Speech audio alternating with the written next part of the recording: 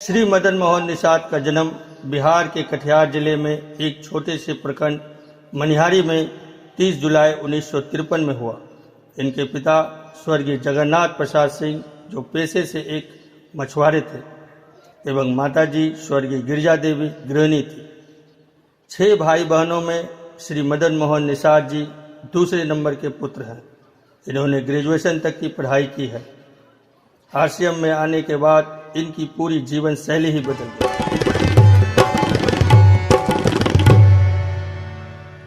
ये हमारी खुशनसीबी, ये हमारी खुशनसीबी, हमको मिला है आरसीएम, कोई ख्वाहिश नहीं अधूरी, जब से मिला है आरसीएम, कोई ख्वाहिश नहीं अधूरी, जब से मिला है आरसीएम। ये हमारी खुशनसीबी, ये हमारी खुशनसीबी, हमको मिला है आरसीएम, कोई ख्वाहिश नहीं अधूरी, जब से मिला है आरसीएम, कोई ख्वाहिश नहीं अधूरी, जब से मिला है आरसीएम। ये हमारी खुशनसीबी, ये हमारी खुशनसीबी,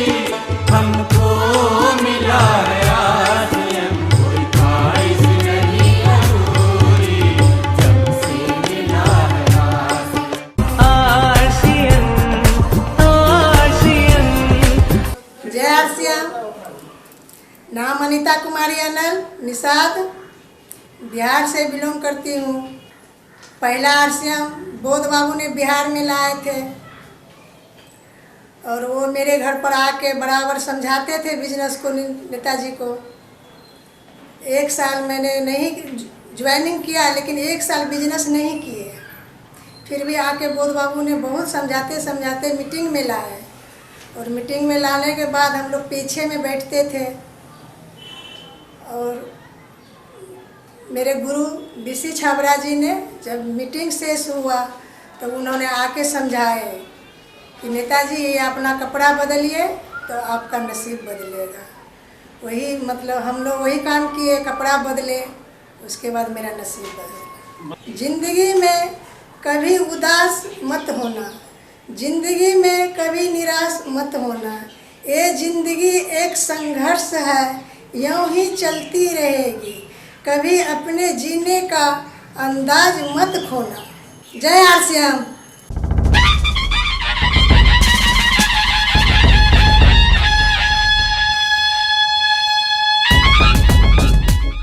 नमस्कार, आदाब, सत श्री अकाल, जय आरसीएम। मेरा नाम मदन मोहन निषाद, रहने वाला मनिहारी, जिला कटिहार, बिहार का हूँ। इस यूएस वेबिनार लाइव सीरीज के माध्यम से आप सबों से मिलने का अवसर मिला। इसके लिए मैं इस खूबसूरत सिस्टम यूएस का तहे दिल से शुक्रगुजार हूँ और आप सभी का हार्दिक अभिनंदन करता हूँ। आज हम उन सारे देशवासियों जो हमें अन्न देते हैं, हमारे अन्नदाता किसान बंधु जो सीमा पे हमारे प्रहरी हैं, जवान बंधु, देश के कर्णधार नौजवान व्यवसायी, और आज इस परिस्थिति में जो रोड पे जो विकास के काम में लगे हुए थे, ऐसे बेबस मजदूर साथियों, बंधुवर, 1953 में एक गरीब परिवार में जन्म लिया, मछली मारने वाले कमज़ोर परिवार में पैदा हुआ। 6 भाई बहन, माँ बाबूजी का परिवार, और मेरी माँ बहुत संघर्ष करके हम लोगों को शिक्षा दी। दूसरे के यहाँ मजदूरी करती थी, मजदूरी करके पैसा लाती थी, फिर उससे हमारा परिवार चलता था। मेरी माँ पेपर के द्वारा ठोंगा बनाने का काम करती थी, उसको हम सब लोग बाज़ार में बेच करके कुछ पैसा कमाते थे और उससे परिवार चलता था। महीने में 2-4 दिन यूं ही भूखे सोना पड़ता था। इस प्रकार का संघर्षमय जीवन रहा। 1953 में पैदा होने के बाद प्राइमरी एजुकेशन मनिहारी के प्राइमरी स्कूल में हुआ। पहले बचपन में पढ़ाई पे बहुत ज़्यादा ध्यान होता था, जिस कारण से अच्छे नंबर से पास किया करता था, परंतु बचपन में ही आरएसएस में जाने का मौका मिला। धीरे धीरे ज़्यादा मन आरएसएस में लगने लगा और पढ़ाई पे मन थोड़ा कम लगने लगा। धीरे धीरे मन भटकने के कारण, पढ़ाई से दूर होने के कारण 1970 में मैट्रिक की परीक्षा पास की। फिर हाफ पैंट और शर्ट में ही मैट्रिक का परीक्षा देने का मौका मिला, पास किया। कॉलेज में चप्पल फुल पैंट मिला। 1973 में इंटर पास किया। 74 से 76 तक जयप्रकाश आंदोलन जेपी मूवमेंट में जेल में रहने का मौका मिला। वहीं पे धनबाद के प्रोफेसर निर्मल जी रहते थे, वो हम लोग को पढ़ाते थे। जेल से ही बीएससी की डिग्री ली। फिर उसके बाद सरकारी स्कूल में शिक्षक बने। 2 महीने तक सरकारी स्कूल में कार्य किया। फिर सरकारी नौकरी से इस्तीफा दे दिया, क्योंकि वहाँ 150 रुपया स्टाइपेंड के रूप में मिलता था। समझ में नहीं आता था 5 रुपये रोज की मजदूरी पर परिवार कैसे चलाऊं। इसलिए हमने इस्तीफा दिया, जिस कारण से गांव के लोग और समाज के लोग और घर परिवार के सारे लोग ताना मारना शुरू कर दिए। फिर हमने लाचार होकर के अपने मित्र से 35 रुपया उधार लिया। उसके द्वारा पान का खिल्ली रोड पे चौकी लगा के मोड़ना शुरू किया, बेचना शुरू किया। फिर उसके बाद मिठाई दुकान किया, होटल किया, फिर खाद बीज का दुकान किया, रेडीमेड का दुकान किया। उसके बाद फिर आगे इस प्रकार व्यवसाय बढ़ता गया। एक व्यवसाय के बाद दूसरा व्यवसाय आया। फिर हमने पेफोन किया, फिर बिस्कुट और चाय पत्ती का घूम घूम कर लोगों के दुकान में सप्लाई शुरू किया। उसके बाद फिर घी और मक्खन का कारोबार शुरू किया, ठेकेदारी किया। इस तरह से अपना जीवन चलता रहा। सारा काम को हमने इसलिए हमेशा बदलते रहा, क्योंकि मेरे मन में एक ख्वाब था कि मुझे अपने जीवन में अमीर बनना है, पैसा वाला बनना है। ये मुझे कहीं दिखाई नहीं पड़ रहा था, जिसके कारण मैं व्यवसाय को बदलता रहा।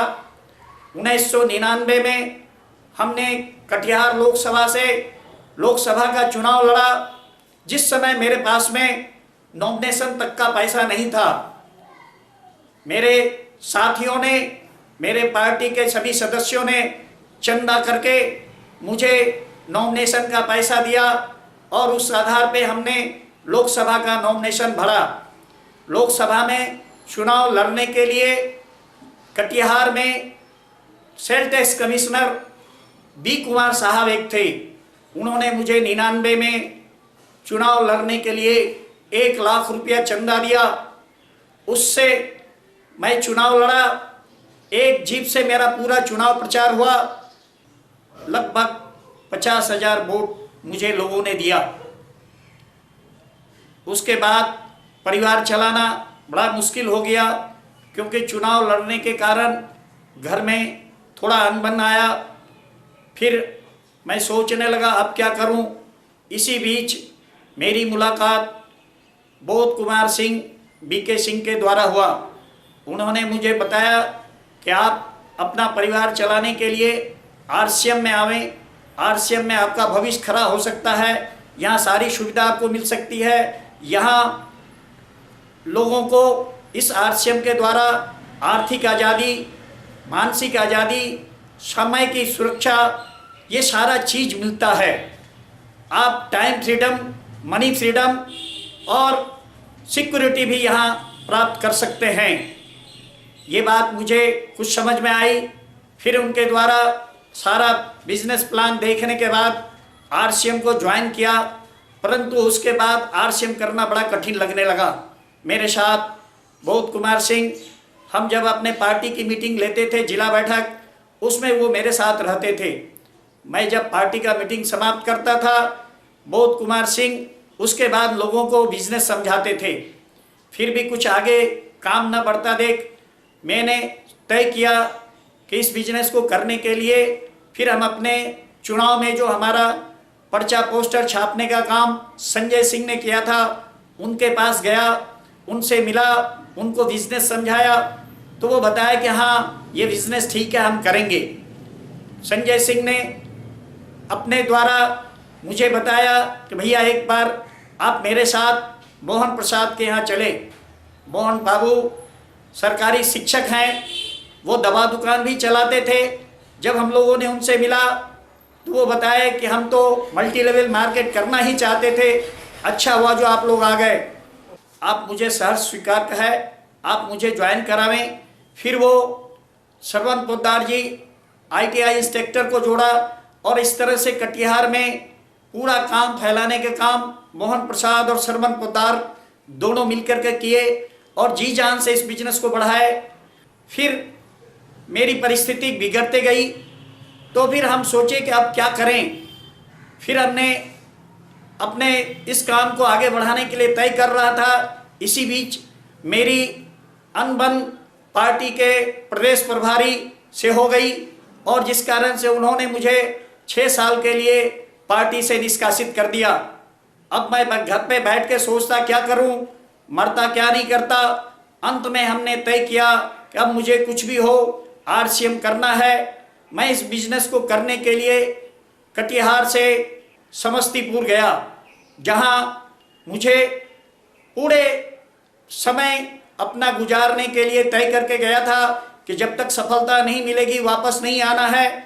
और इस कारण से समस्तीपुर में धर्मनाथ चौधरी शिक्षक, अशोक बाबू शिक्षक और वहाँ पे हमारा रामजी चौधरी, शंकर बाबू, रेणु गिरी, रेणु देवी, इन सारे लोगों से मुलाकात हुई।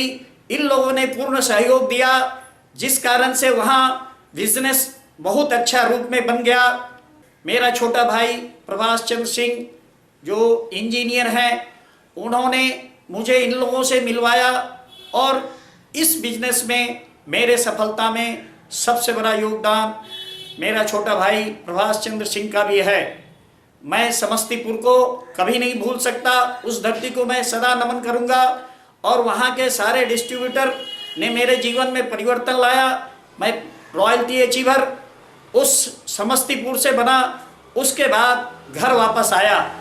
पहला टेक्निकल अचीवर बनने का मेरा सम्मान साइंस सिटी कलकत्ता में हुआ और वहाँ से मैं अपना ये प्रगति का रथ चलाता गया। अपने जीवन का पूर्ण समय इस आरसीएम के बिजनेस में लगा दिया।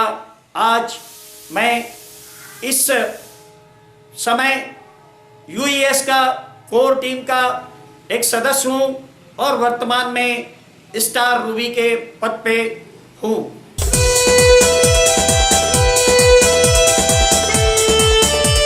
मैं आपको अपना परिचय देना चाहता हूँ। नाम मदन मोहन निषाद, काम मछली पकड़ना। पहले हम मछली पकड़ते थे, हिंदी में जाल से पकड़ते थे और मछली ले जाके बाजार में बेचते थे, जिससे 100-200 कमाते थे, परिवार चलता था। लोग कहते थे निषाद जी क्या कर रहे हो, ये तो पाप कर रहे हो, जीव हत्या कर रहे हो।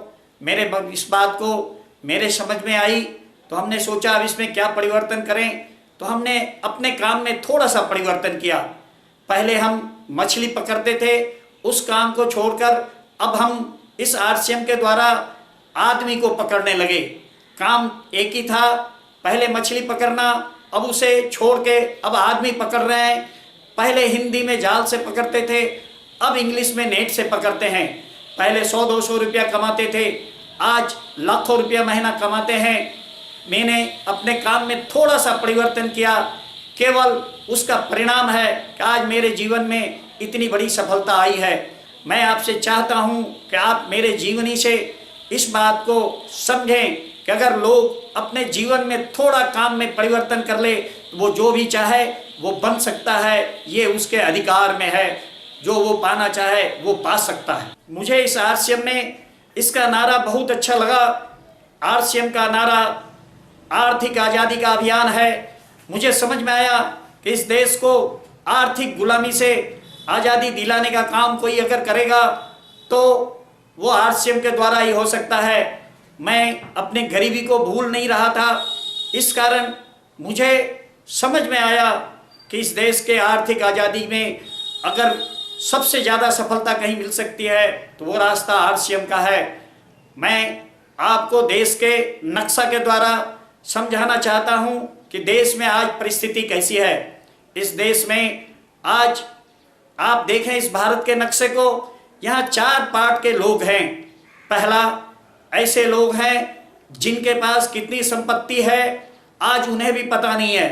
इन लोगों की आबादी 5% है, जिनके पास लगभग देश का 80% पैसा है और ये 80% पैसे पे शासन करते हैं। देश के 80% पैसा आज जिनके पास है, आप उसे जानते हैं, उसे अपर क्लास कहते हैं, जो आज देश के वीआईपी पर्सन में गिने जाते हैं। अपने देश का दूसरा पार्ट है 10%। आज उनके पास बहुत ज़्यादा सुविधा नहीं है तो कोई कमी भी नहीं है। आज उनके परिवार में जितने लोग हैं उनके रहने के लिए अलग बिल्डिंग है, उनके चढ़ने के लिए अलग गाड़ी है। आज उनके पास सारी सुख सुविधा है और ये 10% वाले लोग हैं जिसे हम मिडिल क्लास कहते हैं। बंधुवर, आप जानते हैं कि आज ये 5% वाले लोग या 10% वाले लोग जिसे पहले से ही आर्थिक आज़ादी मिली हुई है, क्या ये आरसीएम को करेंगे? क्योंकि आरसीएम तो उन लोगों के लिए बना है जो आर्थिक रूप से गुलाम है। यह आर्थिक आज़ादी का अभियान का नारा इसलिए देना पड़ा क्योंकि ये पहले से ही 5% वाले और 10% वाले आर्थिक आज़ादी का सुख भोग रहे हैं। ये इनको आज़ादी पहले से मिली हुई है, ये क्यों आरसीएम को करेंगे? बंधुवर, मैं आपको बताना चाहता हूं कि आज अपने देश में ऐसे एक पार्ट हैं जिनकी आबादी लगभग 45% है। ये लोग अपने आप को समझते हैं कि हम मिडिल क्लास वाले के लगभग बराबरी में हैं, परंतु आप सोचें, ये दिखावे के लिए अपने आप को भले जो कहें, किंतु ये वास्तव में आर्थिक गुलामी की जिंदगी जीते हैं। अगर ये अपने बच्चों का किताब खरीदते हैं तो दवा का पेमेंट रुक जाता है, दवा का पेमेंट देते हैं तो दूध वाले का पेमेंट रुक जाता है, दूध वाला का पेमेंट देते हैं तो स्कूल का फीस रुक जाता है, स्कूल का फीस देते हैं तो घर का सब्जी रुक जाता है। ये इनके जिंदगी का कहानी है।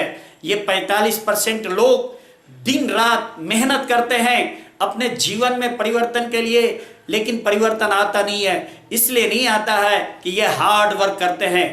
इनके जीवन में कभी ये बताया नहीं जाता कि आप क्या करेंगे जो आर्थिक आज़ादी आएगी। इनके दिमाग में एक ही बात बैठा रहता है कि आर्थिक आज़ादी का एक ही मात्र रास्ता है, वो है नौकरी। और इसलिए ये अपने बच्चों को जी जान से कहते हैं, जा बेटा जा, खूब मन लगा के पढ़ और फर्स्ट डिवीजन पास कर। जिस दिन ये फर्स्ट डिवीजन पास कर जाता है, इनके घर में खुशी होती है, इनके घर के लोग खुश होते हैं, क्योंकि अब इन्हें पता चल जाता है कि अब मेरा बेटा आने वाला समय में वैकेंसी भरेगा और एक नौकर बनेगा। ये तब खुश होता है 45% वाले जब इनके घर के बच्चे नौकर बनते हैं। मालिक बनने की ये सपना में भी कभी सोचते नहीं है, इसलिए इनको पता नहीं है मालिक क्या चीज का नाम है। आज इसी परिस्थिति के कारण इन 45% वाले जो भारतवर्ष के निर्माण में अपनी सारी शक्ति झोंकते हैं, आज वो रोड पे खड़े हैं। आज देश में लगभग इस वर्ग से 12 करोड़ लोग, इस 137 करोड़ में से 12 करोड़ लोग जो नौकरी का पेशा से जुड़े हैं, आज वो रोड पर आ चुके हैं। किंतु हम आपको आश्वासन देते हैं बंधुवर, आप अपने आप को हार्ड वर्क से स्मार्ट वर्क की ओर ले चलें।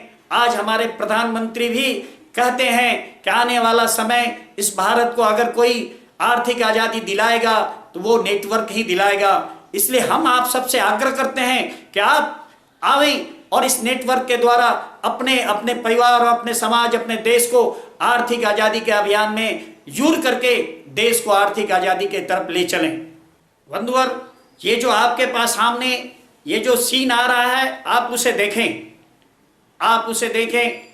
एक तरफ ये जो 10% और 5% वाले लोग हैं, वो एक तरफ दिखाई आपको पड़ रहा होगा। ये अपने जीवन में कभी भी हमेशा जब भी कुछ सोचते हैं तो उसे बदलने का सोचते हैं। वो अपने लाइफ में जब भी चाहते हैं परिवर्तन करते हैं, अनुयायी नहीं बनते हैं। लेकिन दूसरे तरफ आप देख रहे होंगे कि ये लोग अपनी जिंदगी को सी करके चला रहे हैं, सिलाई करके अपनी जिंदगी में आगे बढ़ते हैं। और यहीं पे आकर के इनके गरीबी का यही मेन कारण है कि ये सपना अपने जीवन में बदलने का नहीं देखते हैं, सीने का देखते हैं। इसलिए ये गुलाम बने रहते हैं आर्थिक रूप से। ये जो हमारा 45% जो आबादी है अपने देश का, जिसे लोअर मिडिल क्लास हम कहते हैं, ये इनके कमाई का 20% हिस्सा मुख्य रूप से चला जाता है। एकमात्र कारण होता है इनके पैसे का खर्च होने का कारण शारीरिक अस्वस्थता। ये ज्ञान इनमें नहीं होता कि हम कैसे स्वस्थ रहें, और इसलिए इनकी गाढ़ी कमाई का पैसा आज बीमारी के इलाज में चला जाता है। हर घर से आज जो भी बंधु हैं उनके कमाई का 20% पैसा मेडिकल में जाता है, दवा दुकान में जाता है, डॉक्टर के यहाँ जाता है। अगर आप इस बिजनेस में सप्लीमेंट फूड के द्वारा अपने घर में अगर सारी सुविधा ले आवें तो आप उसके द्वारा पैसा भी कमा सकते हैं और अपने शरीर को भी ठीक रख सकते हैं। जो आपके घर का पैसा आपके घर में बचेगा और इससे आप अपने आर्थिक आजादी के अभियान के द्वारा अपने घर में आर्थिक आजादी ला सकते हैं। अब आपके सामने हम उस बचे हुए पार्ट को रखना चाहते हैं जो मेहनत करके इस देश को सारे जितने भी मेहनत कश काम होता है, जितने ऐसे काम जो ये समाज करना नहीं चाहता, उस काम को वो करने वाला समाज है जिसे हम मजदूर कहते हैं। आज इन मजदूरों के पास न तो पढ़ने की कोई सुविधा है, न इनके पास इस प्रकार की कोई सुविधा है कि जो ये अच्छे खाना खा सके, अच्छे कपड़े पहन सके। इसीलिए इन लोगों के जीवन में ही आर्थिक आजादी के नाम पे केवल कभी कभी ये पर्व त्योहार होते हैं जिस दिन वो अच्छा खाना खाते हैं, जिस दिन वो अच्छा कपड़ा पहनते हैं। ये साल में कभी कभी इनको नसीब होता है, जिसे हम कहते हैं मजदूर। आज इन लोगों की हालत इस लॉकडाउन के पीरियड में आपने देखा है कि ये 85% लोग किस प्रकार से रोड पे भूखे नंगे लाचार स्थिति में अपने घर की ओर चले, जिसे बनाने में इन्होंने अपने जीवन का सारा शक्ति झोंक दिया। परंतु अंत में आज उनकी क्या स्थिति हुई, पुनर्मुसिको भव जो कहावत है, ये आज उनकी हालत है। फिर जहां से वो शुरू किए थे आज उनकी दुनिया वहीं समाप्त हो रही है। तो बंधुवर, आप अगर चाहते हैं कि आपके जीवन में ये घटना न घटे तो आप स्मार्ट वर्क की ओर जाएं। आप स्मार्ट वर्क करें, एक्टिव इनकम से पैसिव इनकम की ओर जाएं। जो व्यक्ति अपने जीवन में एक्टिव और पैसिव दोनों इनकम लाएगा, वो व्यक्ति अपने जीवन में कभी आर्थिक गुलामी नहीं ले सकता है। जिसके पास भी एक्टिव और पैसिव इनकम आएगा, चाहे वो बाढ़ हो, सुखाड़ हो, किसी प्रकार की आपदा हो, उस परिस्थिति में उसके पास पैसिव इनकम आएगा और उसका जीवन सक्सेस होगा। आज 45% लोअर मिडिल क्लास एवं 40% देश के मजदूर उस काम को करना पसंद करते हैं जो उसको पेट भरना सिखाता है। 85% समाज उस काम को करने से डरते हैं जो उसे अमीर बना सकता है, क्योंकि जिस समाज में वे रहता है वो समाज अमीर बनना नहीं, पेट भरना सिखाता है। अगर आपको अमीर बनना है तो अमीरी का काम चुनना पड़ेगा। जैसा कि आप सबों ने देखा, इस लॉकडाउन में सारे पैसे कमाने के रास्ते बंद हो गए, परंतु इस अवस्था में भी आरसीएम बिजनेस का चक्का चलता रहा और आरसीएम बिजनेस करने वालों के घरों में इनकम आती रही। लोग एक्टिव के साथ पैसिव इनकम आने वाले रास्ते में काम कर रहे थे। आज के वर्तमान इस भागदौड़ भरी जिंदगी में डायरेक्ट सेलिंग का मंत्र ही आर्थिक आज़ादी दिला सकती है। आरसीएम बिजनेस हम पेट भरने के लिए नहीं, अमीर बनने के लिए करते हैं और अमीर बनने के लिए आपको आरसीएम बिजनेस करना पड़ेगा। जैसा कि आप सभी लोग जानते हैं, अमीर वही बनता है जो 3 काम करते हैं। पहला खरीदता है, दूसरा बेचता है, तीसरा नेटवर्क बनाता है। जिस दिन आप इन तीनों कामों को करने का ठान लेंगे, उस दिन दुनिया की कोई भी ताकत आपको अमीर बनने से नहीं रोक सकता।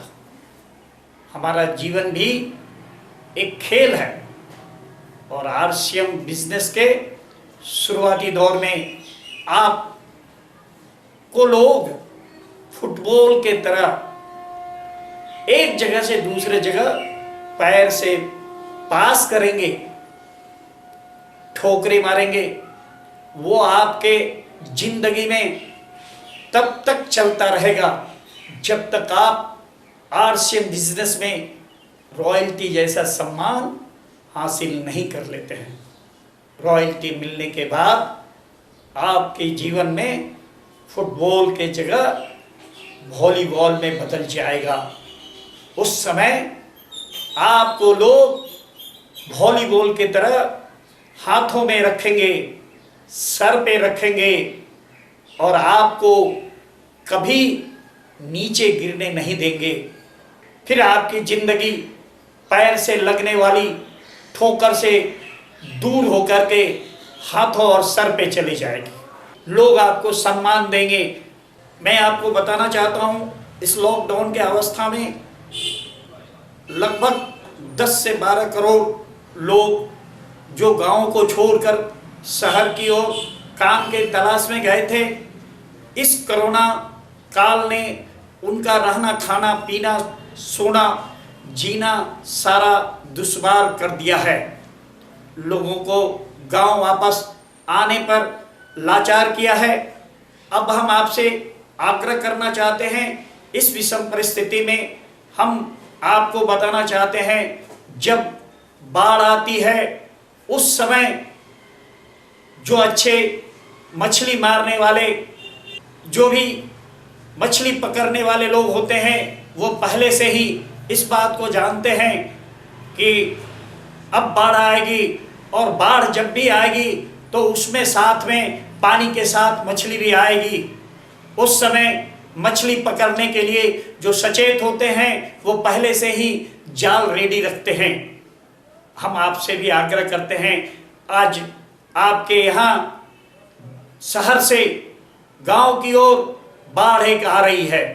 आप भी अभी से अपनी तैयारी कर लें और अगर आप तैयारी कर लिए तो आने वाला समय में आपका नेटवर्क बहुत बड़ा होगा और आपकी सफलता भी दिन दुगुनी रात चौगुनी की तरह ऊपर जाएगा। इसे कोई रोक नहीं सकता।